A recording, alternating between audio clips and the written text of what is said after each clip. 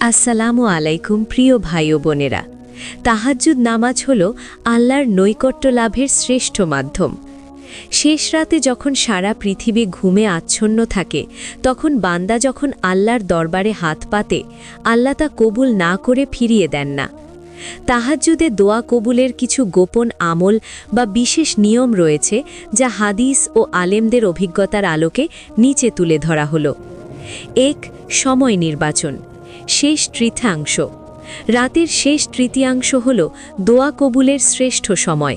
হাদিসে এসেছে, এ সময় আল্লাহ তাআলা দুনিয়ার আকাশে নেমে আসেন এবং ঘোষণা করেন, কে আছো আমার কাছে চাও, আমি তাকে দেব। কে আছো ক্ষমা চাও, আমি তাকে ক্ষমা করব। বুখারী ও মুসলিম। ২. উত্তম রূপে অজু ও ২ রাকাত নামাজ।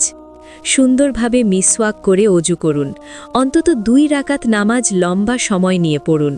সিজদায় গিয়ে বেশি বেশি তাসবিহ পাঠ করুন এবং নিজের ভাষায় আল্লাহর কাছে মনের আকুতি জানান।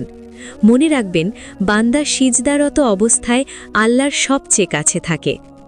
৩. দোয়া কবুলের বিশেষ ফর্মুলা বা আমল। দোয়া করার সময় নিচের এই ধারাবাহিকতা অনুসরণ করলে ইনশাআল্লাহ দোয়া দ্রুত কবুল হয়। আল্লাহর প্রশংসা, হামদ। সরাসরি নিজের চাওয়া না বলে আগে আল্লাহর প্রশংসা করুন, যেমন আলহামদুলিল্লাহ বা আল্লাহর সুন্দর সুন্দর গুণবাচক নাম আসমাউল হুসনা ধরে ডাকুন। দরুদ শরীফ পাঠ। দোয়ার শুরুতে ও শেষে দরুদ শরীফ, যেমন ইব্রাহিমী বা ছোট দরুদ পড়ুন।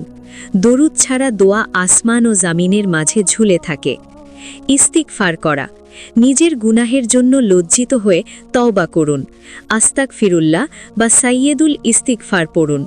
গুনাহমুক্ত হৃদয়ের দোয়া দ্রুত কবুল হয়। ৪. সিজদায় দোয়া করার গোপন পদ্ধতি। রাসূলুল্লাহ সাল্লাল্লাহু আলাইহি ওয়াসাল্লাম বলেছেন, সিজদায় গিয়ে তোমরা বেশি বেশি দোয়া করো। তাহাজ্জুদের সিজদায় তাসবিহ পাঠের পর নিজের মনের কথাগুলো বাংলায় বা নিজের ভাষায় আল্লাহকে বলুন। আল্লাহর কাছে কেঁদে কেঁদে চান। ৫. ইয়া হাইয়ু ইয়া কাইয়ুম এবং ইয়া আরহামার রাহিমিন। দোয়ার মধ্যে বারবার ইয়া হাইয়ু ইয়া কাইয়ুম, হে চিরঞ্জীব, হে চিরস্থায়ী, এবং ইয়া আরহামার রাহিমিন, হে পরম দয়ালু বলে আল্লাহকে সম্বোধন করুন। আল্লাহর নামের উসিলায় দোয়া করলে তিনি ফিরিয়ে দেন না। ৬. একাগ্রতা ও চোখের পানি। তাহাজ্জুদের মূল শক্তি হল একাগ্রতা। মনে করুন আপনার সামনে আল্লাহ আছেন এবং আপনি তাকে দেখছেন। মোনাজাতি নিজের অসহায়ত্ব প্রকাশ করুন। যদি চোখের পানি না আসে, তবে অন্তত কান্নার ভান করুন বা করুণ সুর করে কথা বলুন। দোয়ায় দৃঢ়তা রাখা। আল্লাহর কাছে এমনভাবে চান যেন আপনি নিশ্চিত যে তিনি দেবেনই। কোনো সন্দেহ রাখা যাবে না। বারবার একই জিনিস চান।